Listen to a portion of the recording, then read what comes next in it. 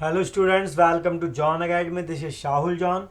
आज हम पढ़ने जा रहे हैं क्लास 8th का चैप्टर 6, जिसका नाम है हमारी आपराधिक न्याय प्रणाली।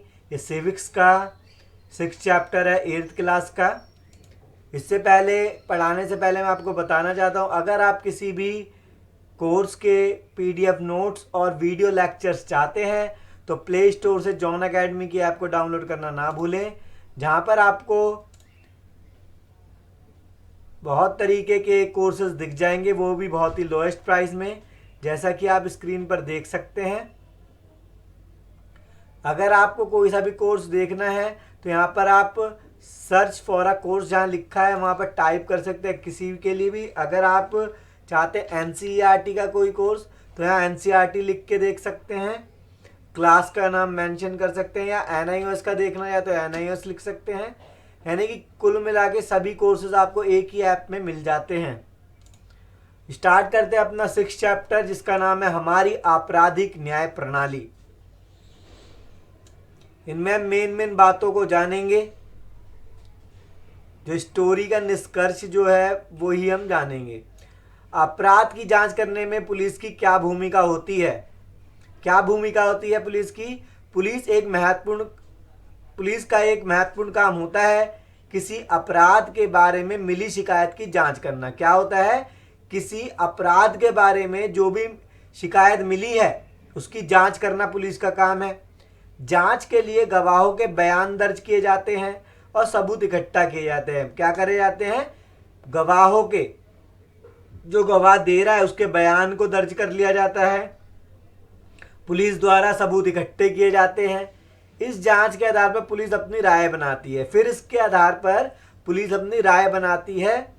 अगर पुलिस को ऐसा लगता है कि सबूतों से आरोपी का दोष साबित होता दिखाई दे रहा है, अगर पुलिस को ऐसा लगता है कि सबूत ये बता रहे हैं कि किसी व्यक्ति ने अपराध किया है, तो पुलिस अदालत में आरोप पत्र को कहते हैं इंग्लिश में चार्जशीट दाखिल कर सकती है। तो पुलिस क्या करती है, जब उनको पता चलता है सबूतों के आधार पर कि किसी व्यक्ति ने अपराध किया है, तो उसका चार्जशीट को दाखिल कर देती है। कहां पर? अदालत में। सर्वोच्च न्यायालय ने गिरफ्तारी, हिरासत और पूछताछ के बारे में पुलिस के लिए एक दिशा निर्देश तैयार किए हुए हैं। तो सर्वोच्च न्यायालय यानी कि सुप्रीम कोर्ट ने पुलिस को कुछ दिशा निर्देश दे रखे, गाइडलाइंस दे रखे गिरफ्तारी और हिरासत के लिए।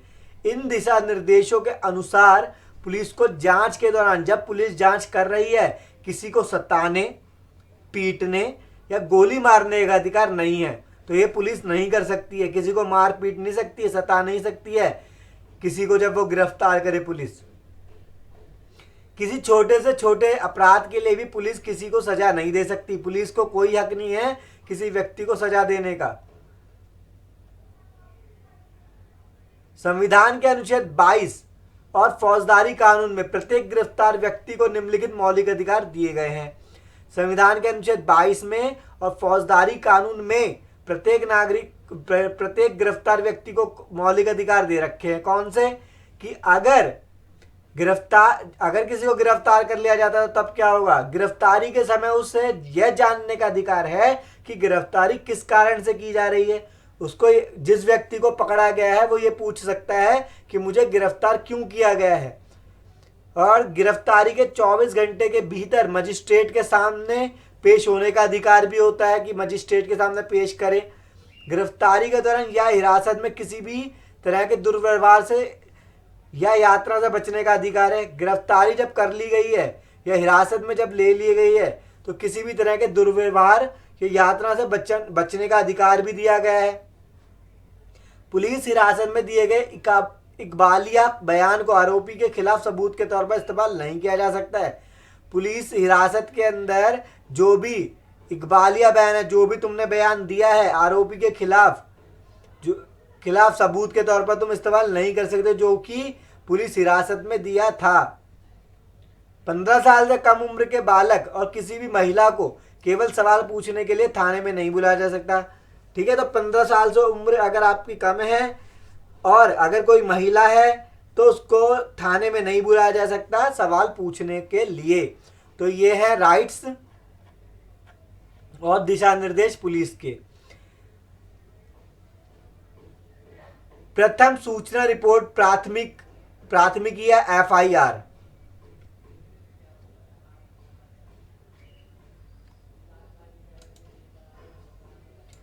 इसको हम पढ़ेंगे अब।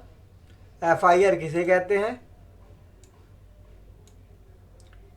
एफआईआर का आपने नाम जरूर सुना होगा। तो पुलिस एफआईआर दर्ज होने के बाद ही किसी अपराध की पड़ताल शुरू कर सकती है। अगर एफआईआर दर्ज करी है तभी अपराध की पड़ताल शुरू होती है, छानबीन शुरू होती है, जांच पड़ताल शुरू होती है। कानून में कहा गया है कि किसी संज्ञेय अपराध की सूचना मिलने पर थाने के प्रभारी अधिकारी को फौरन एफआईआर दर्ज करनी चाहिए। जो भी अधिकारी है जो एफआईआर लिख रहा है उसको तुरंत एफआईआर दर्ज करनी चाहिए। पुलिस को किस बात की संज्ञेय अपराध है, अगर कोई पुलिस को यह सूचना मौखिक या लिखित किसी भी रूप में मिल सकती है।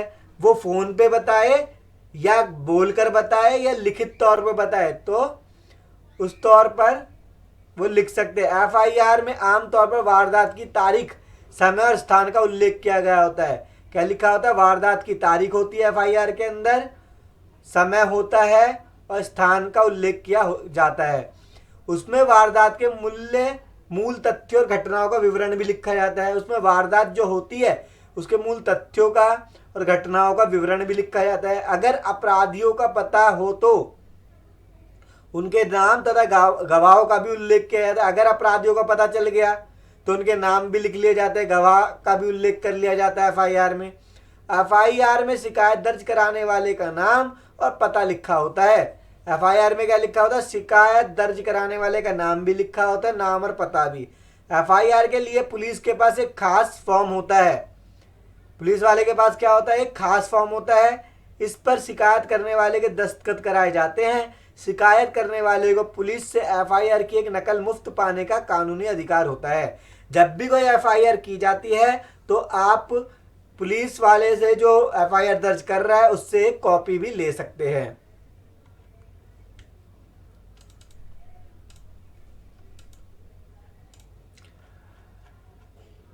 अब पढ़ते हैं हम सरकारी वकील की क्या भूमिका होती है। जो सरकार द्वारा दिया जाता है वकील, अदालत में सरकारी वकील राज्य का पक्ष प्रस्तुत करता है। सरकारी वकील की भूमिका तब होती है जब पुलिस जांच पूरी करके अदालत में आरोप पत्र दाखिल कर देती है। तो सरकारी वकील की भूमिका कब होती है? जब पुलिस क्या कर देती है? अदालत में चार्जशीट दाखिल। सरकारी वकील की जांच में कोई भूमिका नहीं होती। सरकारी वकील जांच नहीं करता। जांच कौन करता है? पुलिस वाले। उसे राज्य की ओर से अभियोजन प्रस्तुत करना होता है। न्यायालय के पदाधिकारियों के रूप में उसकी जिम्मेदारी है कि वह निष्पक्ष रूप से अपना काम करे और अदालत के सामने सारे ठोस तथ्य गवाह सबूत पेश करे। और उसका सिर्फ सरकारी जो वकील का काम क्या है कि अपने जो भी है काम को वो अदालत के सामने पेश कर दे और गवाह और सबूत पेश करे, तभी सही फैसला दे सकती है अदालत। ठीक है। नेक्स्ट है न्यायाधीश की क्या भूमिका होती है। न्यायाधीश का मतलब जज। न्यायाधीश की वही हैसियत होती है जो खेलों में अंपायर की होती है, यानी कि वो फैसला सुना देता है अपना न्यायाधीश।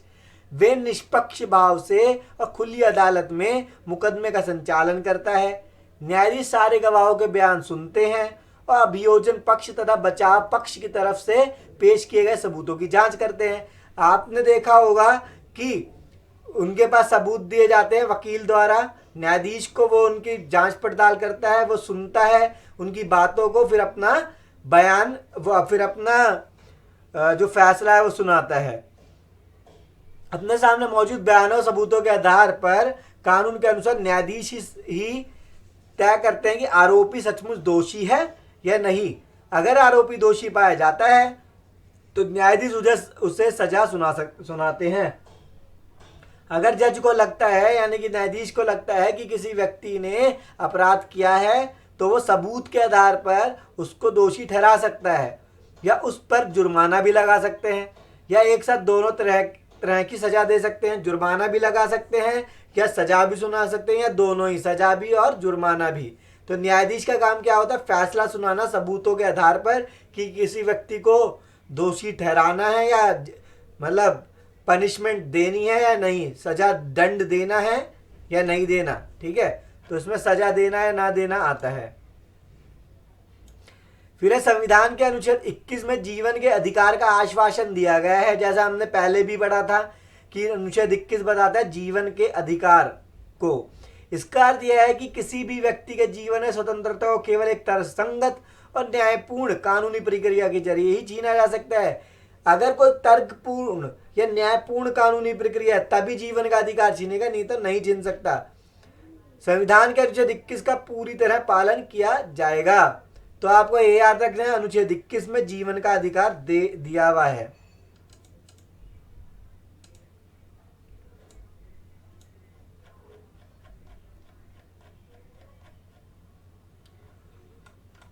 तो ये चैप्टर आपका यही कंप्लीट होता है।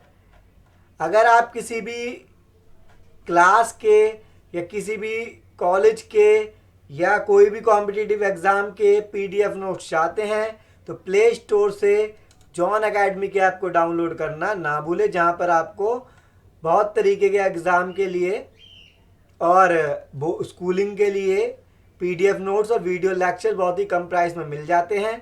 तो इस वीडियो को लाइक शेयर करना ना भूलें।